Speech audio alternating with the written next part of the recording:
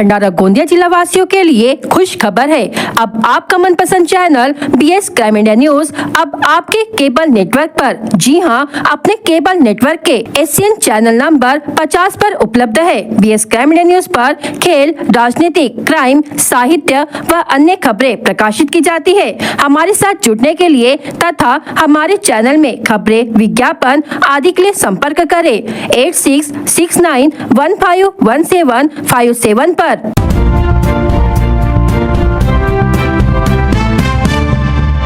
पूर्व नागपुर में तेंदुए ने आतंक मचा रखा है। तेंदुए जंगलों से निकलकर बस्तियों तक पहुंच रहे हैं। सुबह के वक्त तेंदुए बस्तियों तक पहुंचने के कारण अब स्थानीय नागरिकों के लिए मॉर्निंग वॉक भी सुरक्षित नहीं रह गया है। बुधवार की सुबह पूर्व नागपुर अंतर्गत पारडी क्षेत्र के शिवनगर में एक तेंदुआ रिहायशी इमारत में घुस गया। तेंदुए ने इमारत में घुसने के बाद रहवासियों पर हमला कर दिया। एक के बाद एक तेंदुए ने कुल 7 लोगों को अपना निशाना बनाया। 7 जख्मियों में 5 वर्ष की एक बच्ची भी शामिल है। जख्मियों में ललेश्वरी शाहू उम्र 40 वर्ष, चंदन शाहू उम्र 37 वर्ष, कुंभकर्ण निषाद उम्र 55 वर्ष, रमेश साहित्य उम्र 28 वर्ष, खुशी शाहू उम्र 5 वर्ष, कुवसरम देखवाड़ उम्र 57 वर्ष और भारती शाहू उम्र 24 वर्ष के नाम शामिल है। सभी को उपचार के लिए भवानी अस्पताल में भर्ती कराया गया है। बता दे कि बुधवार की सुबह करीब 6:30 बजे एक व्यक्ति को इमारत में तेंदुआ दिखने के बाद उसने शोर मचाया। शोर सुनकर इमारत के रहवासी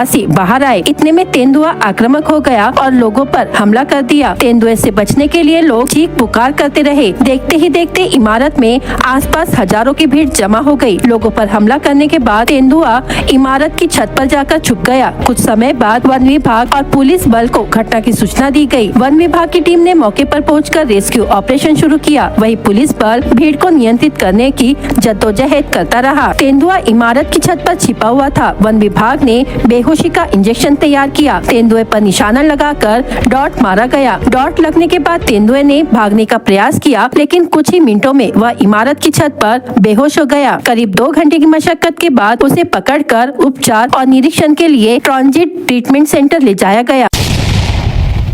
तुमसा पुलिस स्टेशन अंतर्गत फरार आरोपी नवरगांव निवासी अभिषेक राजेश गुर्वे उम्र 20 वर्ष के खिलाफ अवैध हाथ भट्टी प्रकरण में कार्रवाई करते हुए स्थानीय गुने शाखा पथक ने बड़ी छापेमारी की। गुप्त सूचना के आधार पर पुलिस सिपाही गबने और स्थानीय गुना शाखा पथक द्वारा मौजा गेरली शिवार क्षेत्र में छापा मारने पर आरोपी मौके पर मिला। तलाशी में उसके ताबे से 14 प्लास्टिक बोरियों में भरे 280 किलो मोहफुल का पास बरामद किया गया, जिसकी कीमत प्रति किलो 200 रुपए के अनुसार 56,000 रुपए बताई गई है। पुलिस ने इस संबंध में धारा 65 महाराष्ट्र दारूबंदी कायदा के अंतर्गत मामला दर्ज किया। आगे की जांच तुमसा पुलिस स्टेशन के अधिकारी कर रहे हैं। राज्य परिवहन निगम की ओर से रविवार 21 दिसंबर को यात्रियों को ST बसों से तुमसा से कोराडी देवी और शिव तीर्थ की यात्रा करवाई जाएगी। रापनी के तुमसा डिपो ने यात्रियों को रियायती दरों में यह 1 दिवसीय यात्रा करवाने की योजना बनाई है। विभाग के सूत्रों ने बताया कि तुमसा से कोराडी, शिव तीर्थ और वापस तुमसा तक की 260 किलोमीटर की यात्रा के लिए बस का किराया महिलाओं के लिए 220 रुपए और पुरुषों के लिए 440 रुपए रखा गया है। इसके अलावा शिव तीर्थ वाटर पार्क का टिकट, नाश्ता और भोजन के लिए 800 रुपए। इस तरह महिला यात्री को 1020 रुपए और पुरुष यात्री को 1240 रुपए बस स्थानक में अग्रिम जमा करवाकर अपनी सीट आरक्षित करवानी होगी। 3 वर्ष की उम्र तक के बच्चों के लिए यह यात्रा पूरी तरह निःशुल्क रहेगी। बताया जा रहा है कि एक बस में अधिकतम 40 यात्री सफर कर सकेंगे। यात्रियों की संख्या अधिक होने पर बसों की संख्या बढ़ाई जाएगी। इन सूत्रों ने बताया कि अब तक 17 यात्रियों ने इस यात्रा के लिए आरक्षण करवाया है।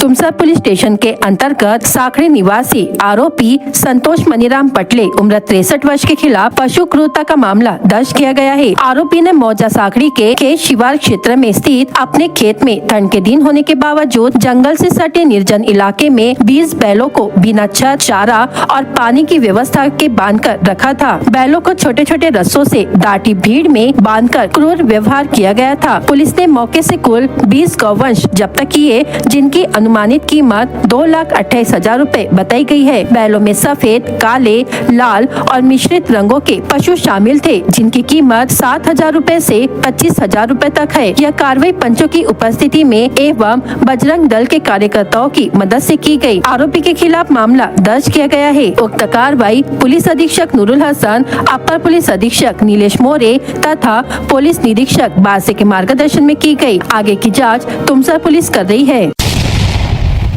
एक व्यक्ति ने स्वयं के निवासी मकान में ही धान फसल पर छिड़काव करने की कीटनाशक दवाई पीकर आत्महत्या करने की घटना हुई। घटना तहसील के इंदौरा गांव में हुई। पुलिस सूत्रों के अनुसार इंदौरा निवासी अशोक ढोरे उम्र 42 वर्ष शराब पीने का आदी था। उक्त नशाखोरी के कारण पीड़ित व्यक्ति कुछ दिनों से पागलों जैसी हरकतें करने का भी आरोप लगाया गया है। इसी बीच उसने अपने मकान में धान फसलों पर छिड़काव करने की कीटनाशक दवाई पी थी। उक्त दवाई पीने के एक दिन बाद पीड़ित व्यक्ति की तबीयत खराब होने पर परिजनों ने उसे इलाज के लिए लाखांदुर के ग्रामीण अस्पताल में भर्ती किया, किंतु इलाज के दौरान उक्त व्यक्ति की मृत्यु हो गई। मृतक की पत्नी की शिकायत पर पुलिस ने पंचनामा कर शव पोस्टमार्टम के लिए भेज दिया था।